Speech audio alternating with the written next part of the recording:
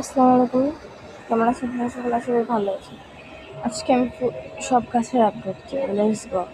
এখানে দেখতে পাচ্ছেন এটা কালো গোলাপ গাছটা অনেকটাই সুন্দর অ্যান্ড ফ্রেশ আছে। এটা আমি আজকে টপে বসাবো। আমার গাঁদা ফুল গাছটার আপডেট মোটামুটি আছে, বাট আমার নয়নতারাটা মাশাআল্লাহ করে ফুল দিতেছে ভরপুর, প্রচুর ফুল দিতেছে। কারণ আমি এই গাছটাও খুব ভালো জ্যামে পাচ্ছি। এখানটা তো দেখা যাচ্ছে ইয়াই হয়ে গেছে, কলিটা ফুল ফুটতো।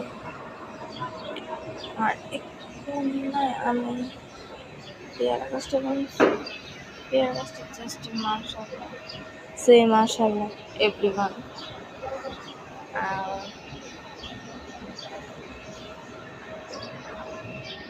এখানে জবা গাছ আর বাগান বিলাসটা মোটামুটি আছে।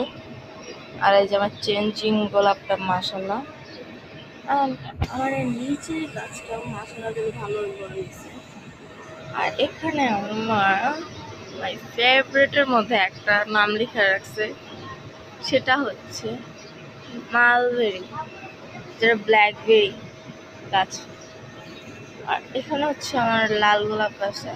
কালকে বৃষ্টির কারণে আমার গাছের অবস্থায় খারাপ। নয়নতারা একটা ভ্যারাইটি দেখছি, বাট এটা আমি নিউ ভ্যারাইটি আনছি, সাদা কালার মাঝখানে লাল। এটা আমার অনেকটাই বেশি ভালো লাগছে, যার কারণে আমি এটা নিয়ে এসে পড়ছি। দেখতে পাচ্ছেন ছোট, যদিও এটা বড়তে বেশি সময় লাগবে না তাও। আর এখানে দেখতে পাচ্ছেন মরিচ গাছ, মাশাআল্লাহ দিলে মরিচটা অনেক সুন্দর হয়েছে। আর এখানে মাশাআল্লাহ দিলে প্রচুর মরিচ ধরছে, আশা করি কিছুদিনের মধ্যেই খেতে পারবো আমরা। আর এখানে কি বলবো, পাথরকুচি পাতা গাছটাও মানে বৃষ্টির কারণে এগুলো কি হয়ে গেছে, বাট মাশাআল্লাহ দিলে একটু বড় হচ্ছে তুলে। আর এই যে আমার বেলি ফুল গাছ দেখতে পারতেছে না, একেবারে সে উপরে চলে গেছে, বাট এটার গ্রোথটা ভালো আছে। আর আমার আম গাছের গ্রোথটা এখন একটু ভালো হয়েছে, যদি নতুন নতুন পাতা আসতেছে, তো এটা খুবই ভালো।